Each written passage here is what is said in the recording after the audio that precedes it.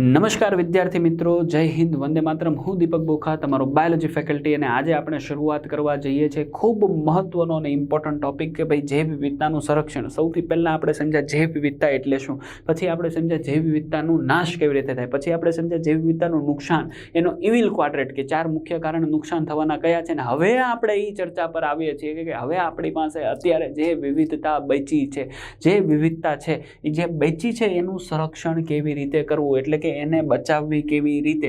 મારી વાત ક્લિયર થાય, સમજાય? તો ચાલો શરૂઆત કરીએ છીએ। જૈવ વિવિધતાના સંરક્ષણ કરવા માટે લેવાયેલા પગલાઓને આપણે 3 ભાગમાં વર્ગીકૃત કરીએ છીએ। કયા કયા 3 ભાગ? તો પહેલું લખ્યું છે સંક્ષિપ્ત રીતે ઉપયોગિતાવાદી, બીજું લખ્યું છે વ્યાપક રીતે ઉપયોગિતાવાદી, અને ત્રીજું લખ્યું છે નૈતિક રીતે ઉપયોગિતાવાદી। શરૂઆત કરીએ છીએ સૌથી પહેલા સંક્ષિપ્ત રીતે। કઈ રીતે? એટલે કે મારે જૈવ વિવિધતાનું બચાવવી છે, એન કેના પ્રકારે ગમે તે થાય બોસ, હું જૈવ વિવિધતા બચાવીશ। કેવી રીતે? એમાંથી પહેલો પોઈન્ટ લઈ લીધો આપણે કે સંક્ષિપ્ત રીતે ઉપયોગિતાવાદી, જેમાં પહેલો પોઈન્ટ ખોરાક સ્વરૂપે આપણે વનસ્પતિ અથવા તો જૈવ વિવિધતાનો ઉપયોગ કરીએ છીએ। બોલો હા કે ના? એટલે કે જૈવ વિવિધતા, ઉદાહરણ તરીકે વનસ્પતિ, તો કે વનસ્પતિનો ઉપયોગ આપણે ખોરાક તરીકે લઈએ છીએ, ઉદાહરણ તરીકે ધાન્ય, કઠોળ, ફળ। બીજી વસ્તુ, વનસ્પતિનો ઉપયોગ ક્યાંક ને ક્યાંક બળતણ તરીકે પણ કરીએ છીએ, હા કે ના? એવી જ રીતે વનસ્પતિમાંથી આપણને શું પ્રાપ્ત થાય છે? તો કે રેસા પ્રાપ્ત થાય। ત્રીજું, બાંધકામ માટેની સામગ્રી, એટલે કે બાંધકામ માટેનું લાકડું, રાઈટ? એવી જ રીતે એનો ઉપયોગ ઔદ્યોગિક ઉત્પાદનોની અંદર પણ થાય છે, ખાસ કરીને એમાંથી મળતા પ્રાથમિક રો મટીરિયલ્સ કે જેમાંથી ફાઇન પ્રોડક્ટ્સ અને દવાઓ બને છે, રાઈટ? મેડિસિન જગતની અંદર ટેનિન્સ, ઊંજણ, રંગકો, રાળ, અત્તર વગેરે। સૌથી ઇમ્પોર્ટન્ટ પોઈન્ટ કે આ બધું તો કરીએ જ છે, પણ આની સાથે આપણને જીવવા માટે, આપણને સર્વાઈવ કરવા માટે કોણ? તો કે ઔષધિ। 25% કરતાં વધારે ઔષધિ તો એવી છે જે વનસ્પતિમાંથી સીધી પ્રાપ્ત થાય છે, રાઈટ?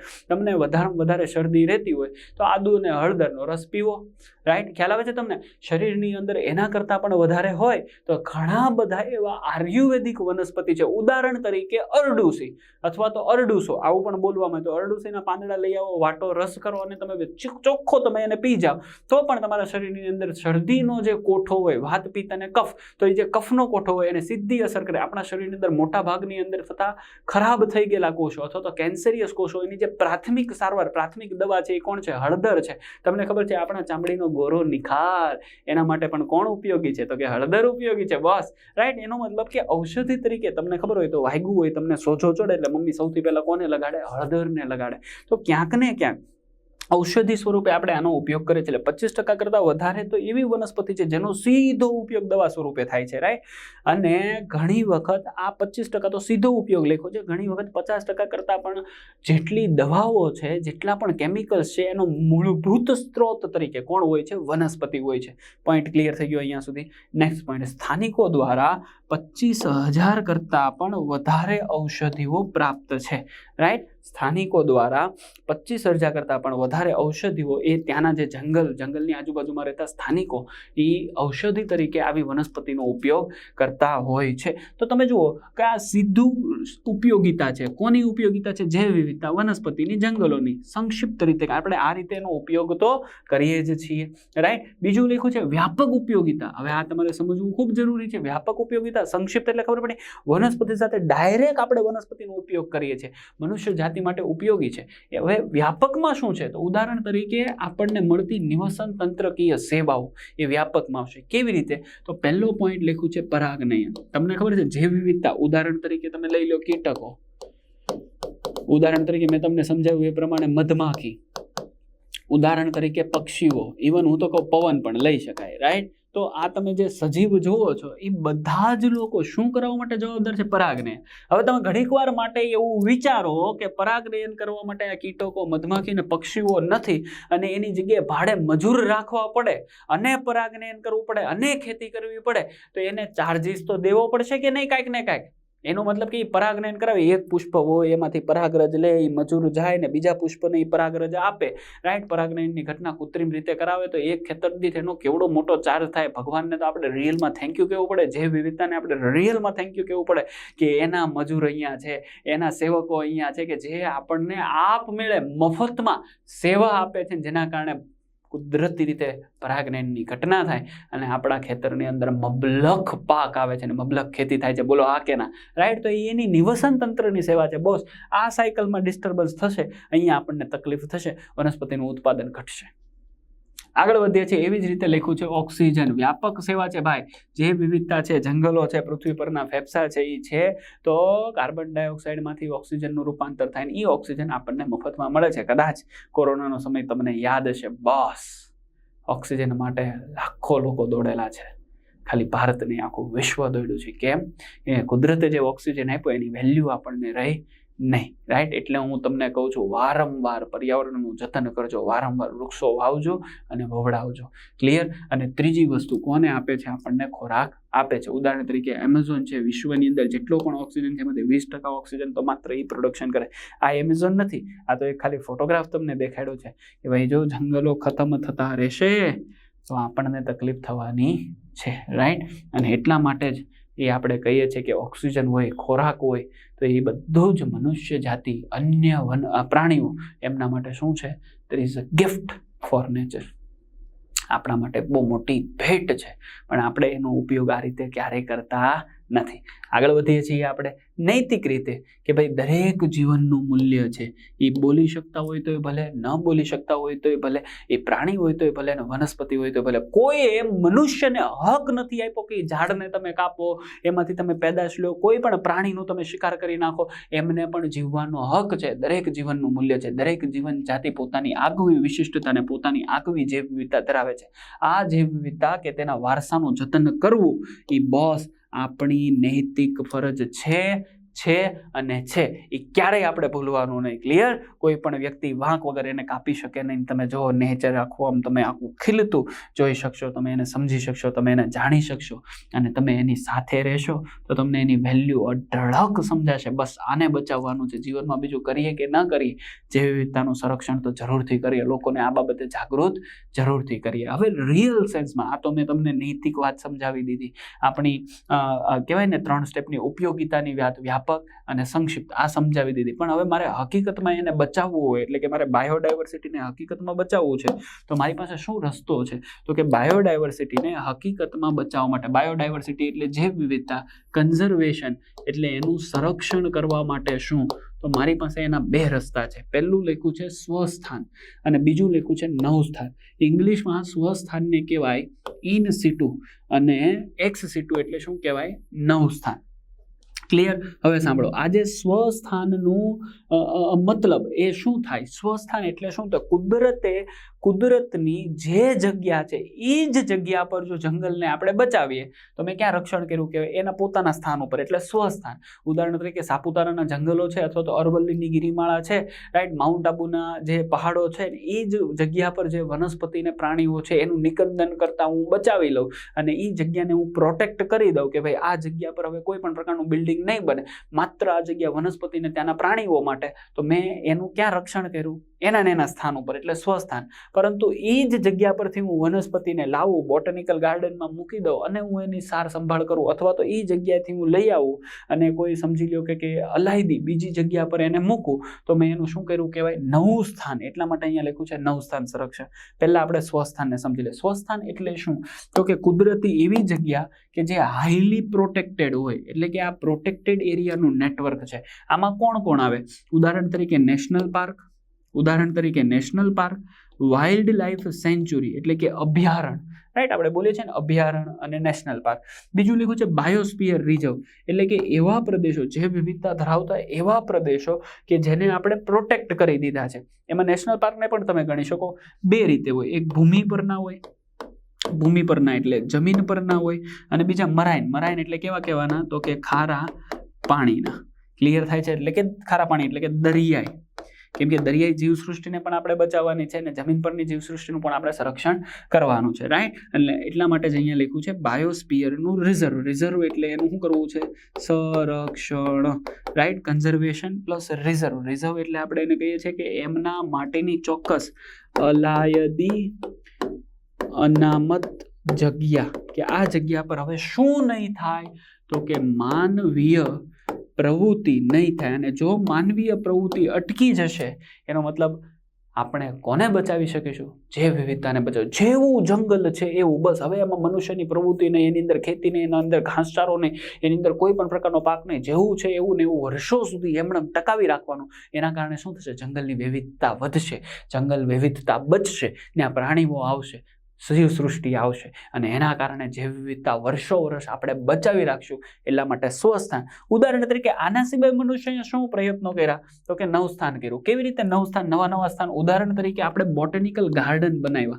બોટેનિકલ ગાર્ડન એ સામાન્ય ગાર્ડન અથવા તો જે શહેરોની વચ્ચે દેખાતા શાંતિકુંજ અથવા તો જે જગ્યાઓ છે, જે ચોપાટીઓ છે, એના કરતાં અલગ હોય. ચોપાટીની અંદર તમે હાલી શકો, ચાલી શકો, દોડી શકો, નાચી શકો, કૂદી શકો, ભાગી શકો, રાઈટ, ગાર્ડનમાં બેસી શકો. જ્યારે બોટેનિકલ ગાર્ડનની એવી જગ્યા છે કે જ્યાં વનસ્પતિ હોય, એની બાજુમાં નાના નાના પ્લેટ્સ હોય, એમાં એની માહિતી લખી હોય, એનું વૈજ્ઞાનિક નામ લખ્યું હોય, શું ઉપયોગમાં આવે લખ્યું હોય, જે આપણા માટે જાણકારી સ્વરૂપે. ઉદાહરણ તરીકે તમારામાંથી કોઈ જો સાપુતારા ગયું હોય તો ત્યાં વઘઈ બોટેનિકલ ગાર્ડન છે, તો જેની અંદર બહુ બધી ફર્નરી હોય, અથવા તો સમજી લો કે ત્રિઅંગી વનસ્પતિને આખી અલગથી જગ્યા હોય, ગ્લાસ હાઉસ હોય, ગ્રીન હાઉસ હોય, નાનું એક્વાકલ્ચરિંગ કરીને મૂક્યું હોય, અથવા તો જળચર વનસ્પતિ માટેનું તળાવ બનાવેલું હોય, રાઈટ. એટલે અલગ અલગ પ્રકારની ગેલેરીઝ હોય, ત્યાં વનસ્પતિઓ વિશેની જાણકારી હોય, ઇવન વનસ્પતિ માટેનું હર્બેરિયમ હોય, તો એ બધું બોટેનિકલ ગાર્ડનમાં મૂકેલું હોય. એવી કોઈ એન્ડેન્જર્ડ લુપ્ત થતી સ્પીસીઝ હોય તો એને અહીંયા લાવવું હોય, કલ્ચર કર્યું હોય, એને મોટા પાયે વિકસાવે, એને યોગ્ય વાતાવરણ આપે, યોગ્ય તાપમાન આપે, અને ત્યાર પછી ફરીથી વિકસાય એટલે એને જે તે જગ્યા પર મૂકી શકે, એટલે એનો બચાવ પણ કરે. એ બધું ક્યાં થઈ શકે? Botanical garden. બોટેનિકલ ગાર્ડન કેવું હોય?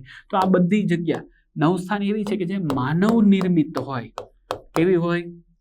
માનવ નિર્મિત. ઉદાહરણ તરીકે આર્બોરેટા, ઝૂલોજિકલ ગાર્ડન અને એક્વારિયા, રાઈટ. આર્બોરેટા શબ્દ તમારે ગોતવાનો છે, નહીં આવડે તો હું બેઠો છું, રાઈટ. નેટ ઉપર સર્ચ કરજો આર્બોરેટા કોને કહેવાય, તમને મળી જશે, રાઈટ. એવી જ રીતે બીજો શબ્દ છે સીડ બેંક્સ અથવા તો સીડ બેંક ફિલ્ડ. પછી લખ્યું છે જીન બેંક, અને ત્રીજું લખ્યું છે ક્રાયો પ્રિઝર્વેશન. આને આપણે ડિટેલમાં લેવાના છીએ. અત્યારે તમારે જીન બેંક, ક્રાયો પ્રિઝર્વેશન અને સીડ બેંક યાદ રાખવાનું છે. અને એવી જ રીતે એક શબ્દ લખ્યો છે સેક્રેડ. આ બહુ ઇમ્પોર્ટન્ટ શબ્દ છે. સેક્રેડનો મતલબ થાય પવિત્ર પ્લાન્ટ્સ અથવા તો હોમ ગાર્ડન્સ, રાઈટ. પવિત્ર પ્લાન્ટ એટલે શું? પવિત્ર ઉપવન કહેવાય. પવિત્ર ઉપવન એટલે શું?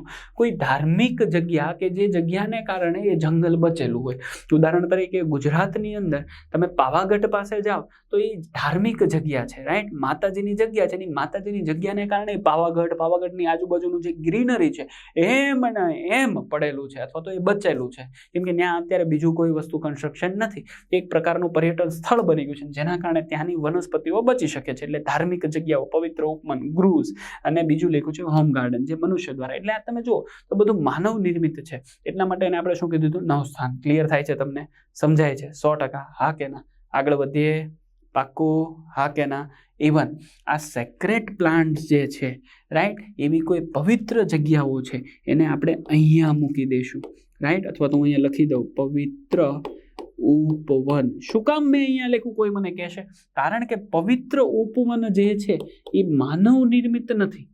પવિત્ર ઉપવનમાં, હા, મંદિર જે છે, ધારો કે મંદિરની વાત કરું તો મંદિર ભલે મનુષ્ય બનાવ્યું, પણ એની આજુબાજુની જગ્યા એ મંદિરના કારણે પ્રોટેક્ટ થાય. એટલે આપણે એને સ્વસ્થાનમાં લખશું, આપણે એને નવસ્થાનમાં નહીં લખીએ. એટલે હું અહીંયાથી સેક્રેટ પ્લાન્ટ્સને આ કાઢી નાખું. હોમ ગાર્ડન ડેફિનેટલી આપણે માનવ નિર્મિત કહેશું. ક્લિયર? અહીંયા સુધી ખ્યાલ આવ્યો? ચાલો હવે આપણે કોને ડિટેલમાં, હમણાં તમને બધા જ એક્ઝામ્પલ ડિટેલમાં સમજાવીશ. સ્વસ્થાન એટલે કે on site, in situ. Clear થાય છે? નવસ્થાન ઓફ સાઇટ અથવા તો શું કહેવાય? X situ. ક્લિયર?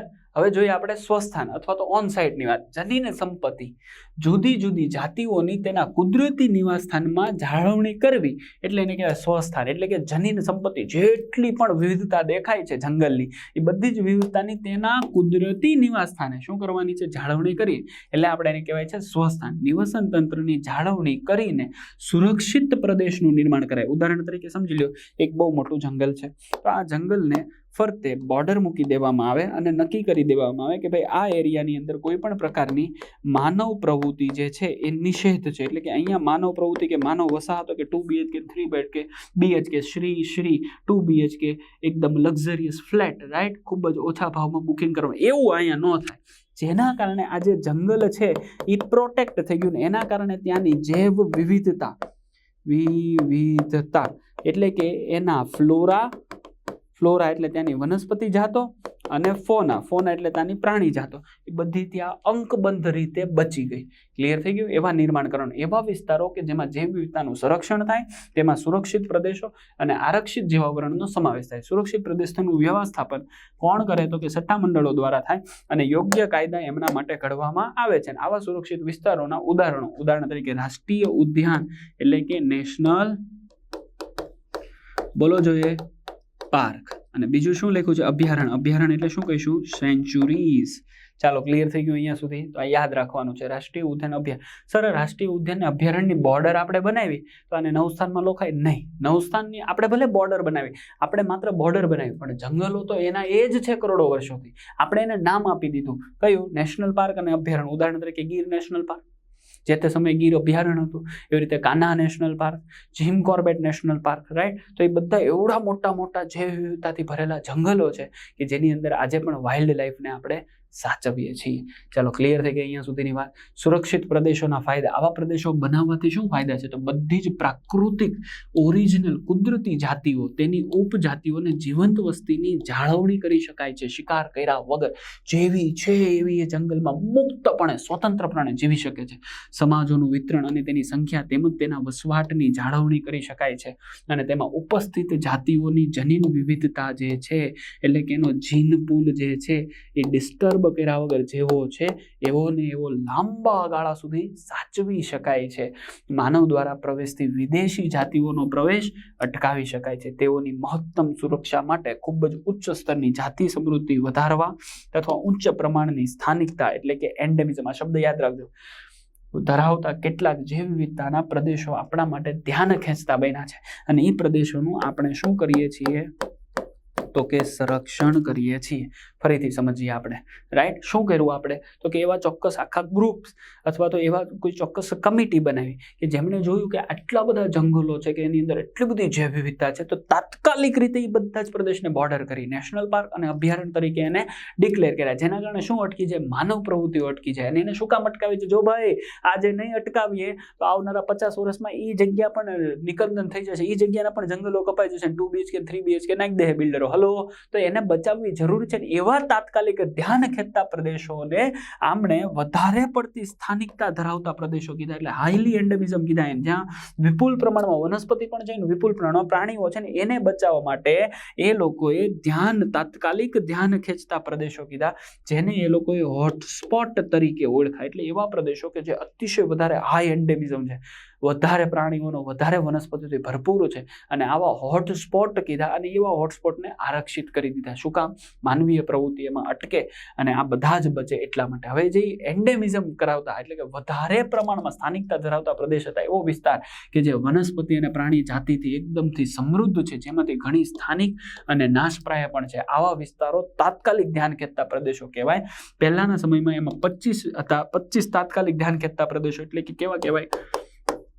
હોટસ્પોટ બનાવવામાં આવ્યા. એટલે કે જે જૈવ સમૃદ્ધિથી ભરપૂર છે, જૈવ વિવિધતાથી ભરપૂર છે, એવા 25. અને ત્યારબાદ પાછળથી એમાં બીજા 9 વિસ્તારોને એડ કર્યા, જેના લીધે ટોટલ આપણી પાસે હાલના સમયે આખા પૃથ્વીમાં 34 જૈવ વિવિધતા ધરાવતા પ્રદેશો છે, રાઈટ? જોઈએ કે અહીંયાથી એરો કરીને બીજો પોઈન્ટ સમજાય. જો બધા જ હોટસ્પોટને ભેગા કરવામાં આવે, એટલી બધી હાઈલી સ્થાનિકતા ધરાવતા, એટલા બધા સજીવો ધરાવતા, એટલા બધા પ્રાણીઓ ધરાવતા, એટલી બધી અલગ અલગ પ્રકારની વનસ્પતિની જાતિઓ ધરાવતા પ્રદેશોને જો ભેગા કરવામાં આવે તો આખો પૃથ્વી પર જેટલો જમીન વિસ્તાર છે ને, એમાં માત્ર 2% જ આ વિસ્તાર છે. લ્યો, એટલું જ છે આપણી પાસે. એનો મતલબ કે આપણે કઈ હદ સુધી જૈવ વિવિધતાનું નુકસાન કરી દીધું છે, વિચારો.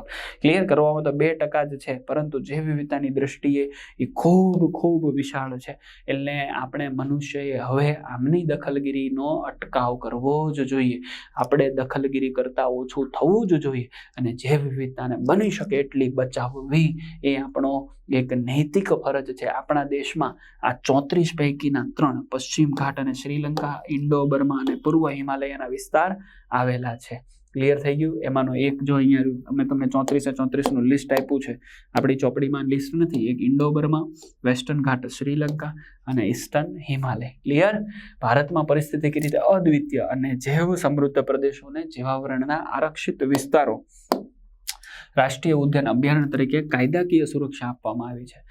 અત્યારે ભારતમાં 14 જેટલા જૈવ આરક્ષિત વિસ્તાર, એમાંના 90 રાષ્ટ્રીય ઉદ્યાન અને 448 વન્યજીવ અભયારણ્યો છે. આંકડાકીય માહિતી છે, યાદ રાખી શકાય. આ સાથે ભારત ધાર્મિક અને સાંસ્કૃતિક પણ પ્રકૃતિની સુરક્ષા પર ભાર મૂકે છે, જ્યાં વન્યજીવનની પૂજા દ્વારા સમગ્ર રીતે વિસ્તારને શું કરે છે? સંરક્ષણ કરે છે. પવિત્ર ઉપવનોમાં આ એક એક્ઝામ્પલ યાદ રાખવાનું છે, રાઈટ. એટલે અહીંયા આવી ગયું પવિત્ર ઉપવનો, રાઈટ. કેમાં લખશું આપણે એને? ઇન સિટુ કે એક્સ સિટુ? ઇન સિટુમાં. એક્ઝામ્પલ યાદ રાખજો, ઇન સિટુમાં. પવિત્ર ઉપવનો ઇન સિટુ એટલે સ્વસ્થાન કે નવ સ્થાન? તો કે સ્વસ્થાન, અથવા તો એને બોલાય on site. Clear. Sacred grooves એટલે કે સેક્રેડ એટલે પવિત્ર ઉપવનો, રાઈટ. ધાર્મિક માન્યતાને કારણે થઈને એ પ્રદેશો આજ દિન સુધી સુરક્ષિત જેવા છે એવા છે. ઉદાહરણ તરીકે મેઘાલયની અંદર ખાંસી અને જૈંતિયાની ટેકરીઓ, રાજસ્થાનમાં અરવલ્લીની ટેકરીઓ, મધ્યપ્રદેશ સરગુંજા, ચંદા અને બસ્તરની ટેકરીઓ. મેઘાલય છે ને, એનો એક અલગથી પોઈન્ટ યાદ રાખવાનો છે કે એની અંદર દુર્લભ કહી શકાય એવી વનસ્પતિઓ, હવે માત્ર અમુક વનસ્પતિઓ કે જે ત્યાંના જ જંગલોમાં ઉગી શકે છે એવી દુર્લભ વનસ્પતિઓ આ જગ્યા પર ટકી રહી છે. જો મેઘાલયના ખાંસી અને જૈંતિયાની ટેકરીઓને નષ્ટ કરી દેવામાં આવે, કાઢી નાખવામાં આવે, જૈવ વિવિધતાને નષ્ટ થશે, તો આ દુર્લભ વનસ્પતિઓનું આ છેલ્લું આશ્રય સ્થાન છે. જો એ નષ્ટ થઈ ગયું, પૃથ્વી પરથી લુપ્ત, ગાયબ. સમજ રહ્યો? આગળ તો સંકટમાં રહેલી સ્થિતિમાં એ જે અમુક સ્પીસીસ છે એ ત્યાં છે, અને એવી વનસ્પતિઓ જે ત્યાં દુર્લભ અને સંકટમાં રહેલી છે એમનું છેલ્લું એટલે કે અંતિમ શરણાર્થીઓ છે મેઘાલયની આ ટેકરીઓ અને મેઘાલયના જંગલો, ગિરિમાળાઓ.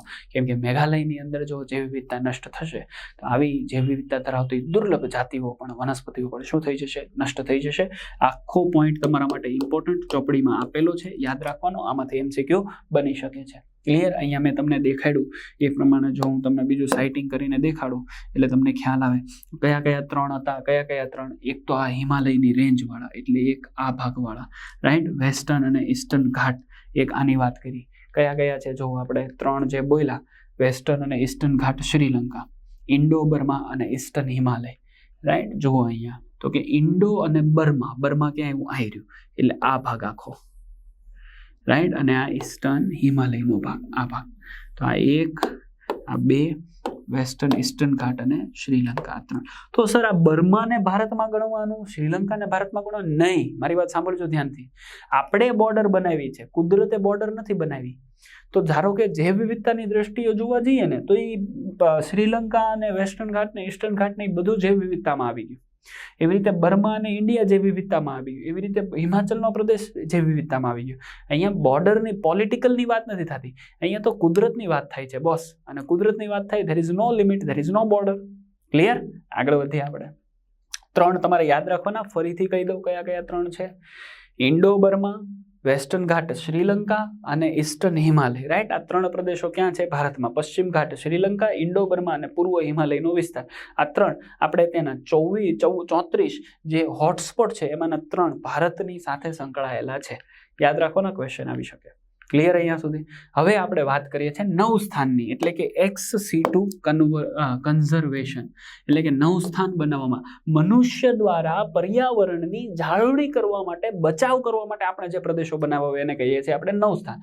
સંકટમાં રહેલી વનસ્પતિઓ એટલે કે જે દુર્લભ છે, જે રેર છે, જેના ઉપર સંકટ છે, જે લુપ્ત થવાના આરે છે, એવી વનસ્પતિ કે પ્રાણીઓને તેના કુદરતી નિવાસ સ્થાનેથી ખસેડી માનવ નિર્મિત સુરક્ષા અને કાળજીપૂર્વક સાચવી શકાય એવી જગ્યાએ લાવીને રાખવામાં આવે તો એને 9 સ્થાન કહેવાય. ઉદાહરણ તરીકે પ્રાણી ઉદ્યાન, રાઈટ. આની અંદર આપણે સમજી લો કોની વાત કરી શકે તો કે ઝૂની વાત કરી શકીએ. પ્રાણી ઉદ્યાન અથવા તો આપણે એને શું બોલીએ? ઝૂ, અથવા તો આપણે એને બોલીએ છીએ પ્રાણી સંગ્રહાલય, જેની અંદર નિગરાની હેઠળ આપણે કોને રાખી શકીએ? પ્રાણીઓને સાચવી શકીએ. વનસ્પતિ ઉદ્યાન, બોટેનિકલ ગાર્ડન અને વન્ય સફારી ઉદ્યાન. આ 3 પોઈન્ટ તમારી ચોપડીમાં NCERT માં છે, એટલે કે તમને નીટ આધારિત ક્વેશ્ચન પૂછે, આવડવો જોઈએ, રાઈટ. ઉદાહરણ તરીકે કેસ ઓફ લાયન અથવા તો Gir lion forest before the extinction threaten it will be keep safe in it in situ. જોઈએ આપણે કઈ રીતે, હું તમને સમજાવું. જે તે સમયે છે ને ભારતની આઝાદી પહેલાં મોહમ્મદ રસૂલ ખાનજી કરીને જુનાગઢના રાજા હતા, મુસ્લિમ રાજા હતા, અને એમના છોકરા એટલે મોહબ્બત ખાં, જે 1947 પાર્ટીશન પછી એ જુનાગઢને પાકિસ્તાન સાથે જોડવા માંગતા હતા, અને છેલ્લે ત્યાં બહુ મોટી લડત થઈ અને મોહબ્બત ખાન ત્યાંથી ભાગી ગયા અને પાકિસ્તાન જઈને વસ્યા અને જુનાગઢ ભારતમાં જોઈન થઈ ગયું. તો જે રસૂલ ખાનજી હતા ને એ સમયે ટ્રોફી યોજતા, ટ્રોફી એટલે એ સમયે IPL થતી, પણ IPL કોની હતી? શિકાર કરવાની હતી. કોનો શિકાર કરવાની? તો કે સિંહનો શિકાર કરવાની. રસૂલ ખાનજીને એનું ઇમ્પોર્ટન્સ સમજાણું અને એમણે પોતે જ્યારે રાજ્યકાળમાં આવ્યા, રાજમાં આવ્યા, ત્યારે એમણે આ જે ટ્રોફી હતી એ કેન્સલ કરી દીધી. અને એ સમયે બહુ બધા રાજા રજવાડા ત્યાં સિંહના શિકાર માટે આવતા, કેમ કે પોતાનો રૂતબો ગણાતો, પણ એમણે કેન્સલ કર્યું કે હવે પછી આપણે આવા મૂક પ્રાણીઓને મારશું નહીં, એને બચાવશું. અને એને ઘોષણા કરી કે ગીરના જંગલો ત્યાર પછીથી સિંહ માટે અલાયદા, અને પછી એ સરકારના અંડરમાં ગયા અને ત્યારથી એટલે કે એટલા વર્ષો જૂનેથી એ જંગલ જે છે એ પ્રોટેક્ટેડ થઈ રહ્યું છે, બચી રહ્યું છે, અને એના કારણે ત્યાં સિંહ પણ આરામથી સ્વતંત્ર રીતે જીવી રહ્યા છે. તો એ એક પ્રકારનું એવું સ્વસ્થાન થયું કે જેને આપણે એવું અભયારણ્ય બનાવી દીધું કે જે સિંહ માટે સ્પેસિફિક થઈ ગયું. ક્લિયર થાય છે તમને? જો આ ન કર્યું હોત તો શિકારના કારણે મરતા જાય. બીજી વસ્તુ કહું તો જે સમયે આ શિકાર થતા સિંહની જાતિ અથવા તો સિંહ જે છે એશિયાટિક લાયન, આને બોલાય છે ધ એશિયાટિક લાયન, એની સંતતિઓ અથવા તો એની સંખ્યા એક સમય ખૂબ ઓછી હતી. કેમ કે સમજી લો કોઈના કોઈ એટલું બધું ધ્યાન રાખવા છતાંય શિકાર થતા, તો આપણે એને વધારવા માટે બ્રીડિંગ કર્યું. કેવી રીતે? તો કે એ જે સિંહ હતા ત્યાંથી એને ક્યાં લઈ આવ્યા?